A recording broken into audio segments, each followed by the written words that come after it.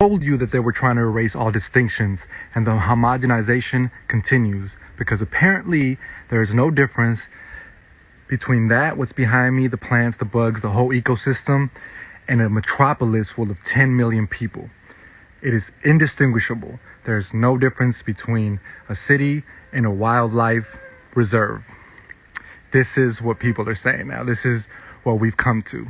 The whole world is just one. Everything is just one. All distinctions are out the window. I told y'all they were going to do this. This is where the collective is headed. It's so clear. It's so easy to identify. They don't want to distinguish anything. It's all homogenized. So, what is nature? First of all, let me introduce myself. I go by Quetzal, and I teach people about nature, and I connect people back to the nature of themselves through timeless practices that are intertwined with the land. Today we're talking about what is nature, right? I guess apparently that's a controversy now, just like every other thing in reality is a controversy. And apparently nature, or the concept of nature, is wrong and flawed. And we'll talk about this. There is some validity to that. There is some perspective shift I think that needs to happen. But I think generally we're obsessed with redefining and challenging every single morsel of thought. And so I just want to challenge this, and I've invited a couple people to come on. I don't know if they're going to come on, the people that have challenged my idea, notion of nature. But I just want to say this first. When you stand in the middle of a metropolis, of a bustling city, and you're standing there on the concrete, there's traffic, you hear the sound of traffic, you hear the sound of people walking, talking, music, you are inundated by sounds, you're inundated by buildings, you're insulated from the earth, from concrete. There is a very distinct physical response that your body is going through in that moment that differentiates from when you stand on top of the earth directly in a natural space. There is physiological differences in how our body responds to a artificial, man-made environment, to the capacity that we've created in modern times, and the earth, raw, unedited, or unmolested to the degree that we know of today. There's differences in how our body interacts with that. So for people to say there's no distinction between that nature, what we call nature, and a city is crazy to me. It's crazy because it doesn't even reflect biology, science, and what we experience. Fuck biology and science, talking about what we experience. Like, if you can't feel that, there's something deeply wrong, because animals themselves, any wild animal that you put in captivity, it will clearly show you that it does not want to be in captivity. It will clearly try to return to the environment with which it belongs.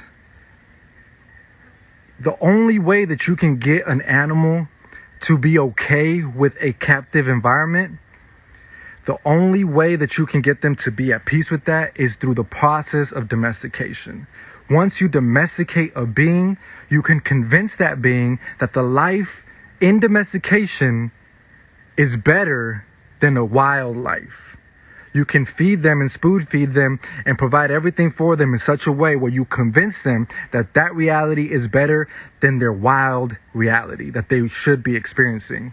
So that's what's happening right now. There's a cognitive dissonance going around where when I say statements that we belong in nature, that we belong in tune with the land and in symbiosis with the land, that we should be in direct reciprocity with the land, that is a threat to people.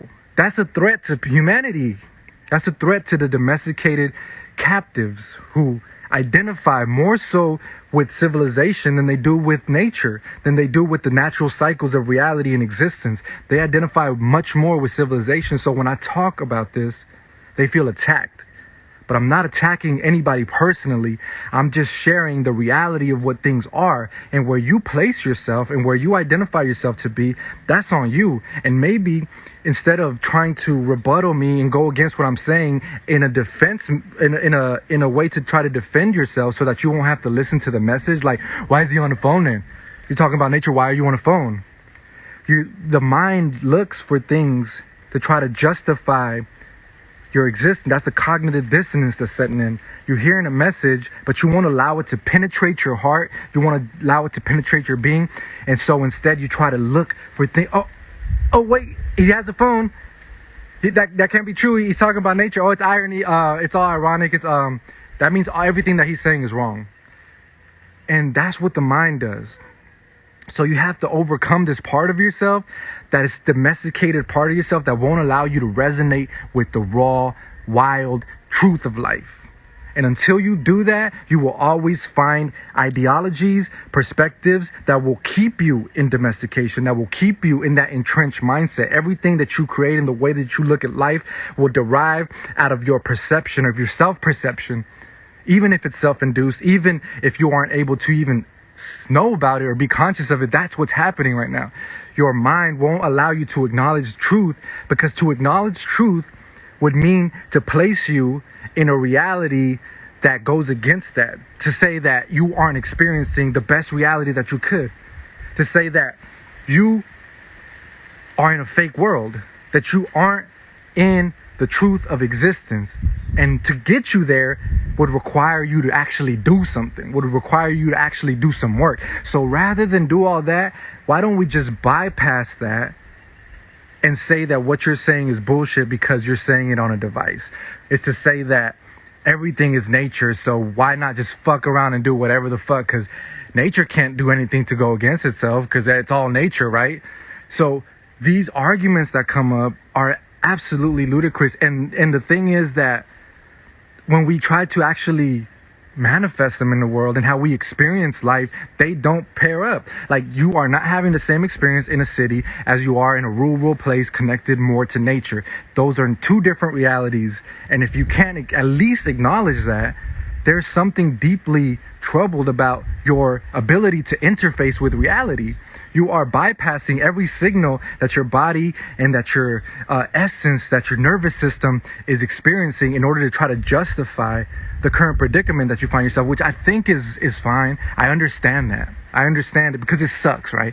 It fucking sucks that we were born into a reality where shit is all distorted, where everything is bought up, everything is private land. Our ability to connect to the earth directly and to access natural resources, all that shit is in dire constraints. I understand that shit sucks. But it is irresponsible to say that that shit is not real, to say that that is not anything that we should be concerned about or anything that we can even manifest or try to do something with, that we can change our circumstance, right? So that's kind of where I'm at with this, like this whole ideology of like not wanting to face reality, even when it comes to so many things. I can go into this. I just got a message from somebody, and I invited them to come live, but obviously other people got stuff going on, or I don't know what's going on, but they said they couldn't make it. But one of the things that they said was that the idea that nature is something separates us from that. And I agree with that. I agree that if we label nature something, and within that something isn't us, then we create that separation between nature and us. But simultaneously, this person said that this idea and word for nature was a colonial construct. And let me just break this shit down. So they're saying that nature creates separation, and we should be striving for oneness so that we can include ourselves in the oneness, so that perhaps by seeing ourselves as a part of the oneness, planet Earth, that we can move in a way that's more harmonious with the oneness. I get that. But then the part of colonization, right? So humans are a part of the oneness, but due to colonization, which is also part of the oneness, because it's also part of humanity, that we are looking at this in a different way. So it's like they're creating separation by saying that the colonialist over there did this, so therefore reality looks like this. But that's you. You are humanity. And if you think that the shit that people have perpetuated doesn't exist within you, that you have potential to execute, or that even indigenous or traditional people to some degree have executed that behavior, well, you are not understanding reality. You are not understanding life. There is no time period, there is no culture, there is no people that have not had the same characteristics that all of humanity has. It's the drop in the fractal fucking ocean. It's all, we all have the capacity. And so when you start to look at, oh, that culture over there fucked us over and that's why we're in such, no. In order for humanity to come to a place of restoration, every culture, every people, every person must acknowledge the things that we have done, the shortcomings that we've had to every degree. And there's no pointing the finger when you're doing that, because now you're introspective. What have I done? And anything that I see outside my reality, I have the potential to. And if I keep pointing the finger, when it comes time that I manifest those qualities, I won't be able to see them because I think that they don't exist within me. I only think that the world outside has them. So this idea of, oh, we're all one, except when it comes to people who I think colonize, except when it comes to white people, except when it comes to these other cultures. And that is not something that is in alignment. Like, I don't see humanity in that way, because I think and I know that every person should be judged by their own merit of their own actions, of their own character. And to be able to put this umbrella over a whole culture, over a whole people, over a whole group or demographic is the same thing that they're trying to go against.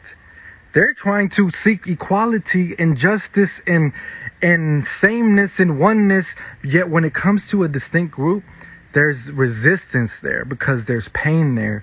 There's pain and there's resentment for what they think happened or what actually fucking happened, because life is brutal. Life is everything. It has the contrast, the yin and the yang. So yes, it did happen, but you also perpetuated it, and you continue to perpetuate, and your ancestors perpetuated it. As close as they were to the land, there was some shit that they did that wasn't in alignment. And until we learn that everybody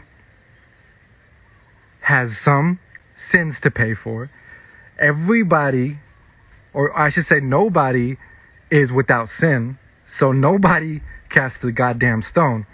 And that's why I don't like to play these internet politics games, because it just gets into like these camps. And I know, and these words get thrown around, right? Like colonization. Everything is because of colonization. I've used the goddamn word colonization in my video, but then everything just becomes like, you just look at the life through the framework of like, because colonization happened, life sucks. And it's like, well, yeah, exactly. And then if we talk about the concept of karma, well, how did we get here? Is there nothing that anybody in the past did to perhaps take some responsibility that invited the sequence of events that led to where we're at? Like, you're saying there's absolutely none. It was just oblivious and we just came here and came to the spot. I highly, highly doubt that, because if I reflect on my own life and the decisions that I made, I can clearly see a trajectory that got me to where I am. So if I just stretch that out, right, to the macro, to the culture, to the tribe, to the greater group, there is things that every group has done that has in some sort or way paved the way for our current existence. And that's just how I look at life. You can choose not to look at it, or you can choose to pick and choose. Sometimes karma applies, but then other times karma doesn't apply. You can do whatever the fuck you want with it. But because I want to be consistent with how I see life, and because I project that kind of philosophy on my own self, and I see it play out in my own self, I can apply that to larger macro concepts like cultures and people and tribes and all that. And so, yeah, cause and effects. So there is truth to all of this, and I just think that we need to confront this. We need to confront all these issues, and I'm down to have conversations about this and talk about nature and all this, but I'm just not going to be like, if you're coming here to be anti this and anti that, like, I'm just not here for it. I believe that everybody has a place, everything has a place, and that everything, essentially, there's some neutrality to these systems, right? Like, capitalism to me isn't inherently evil. I think that you can capitalize on life in such ways that benefits the collective, and that is also an equilibrium. But what happens is that we experience out of balance manifestations of things, and then we demonize it, right? So because we've experienced the out of balance manifestation of masculinity, we demonize masculinity. All masculinity is bad, and masculinity is inherently toxic.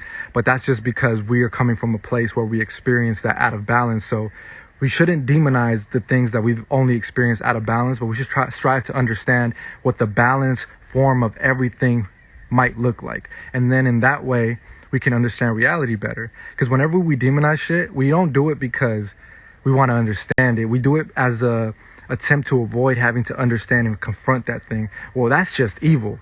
That thing is just bad. That's it. End of conversation. Let's not discuss it. Like hold the fuck up. Let's talk about why it's manifested this way. Let's talk about how potentially it can manifest in a more balanced way. And to me, that's a way better conversation, and that's a way better perspective for me. That makes me feel empowered, because then I can take what I'm currently experiencing and alchemize it in a way that's more balanced. Now I can use the internet, because I could either be like, oh, the internet is evil, technology is evil, or I could say, oh, well, maybe it's how I'm using it. Maybe I can use technology and alchemize it in such a way that could actually incur benefit, that could actually help people, that could actually expand a message that I'm trying to share. But if I was like, technology is evil, fuck this, and just went off in a cave somewhere, you would never hear this message, and people wouldn't receive the benefit that they are receiving from hearing a new perspective, So that's my thoughts on it. I'll talk about it more in depth later, but I just wanted to share really quickly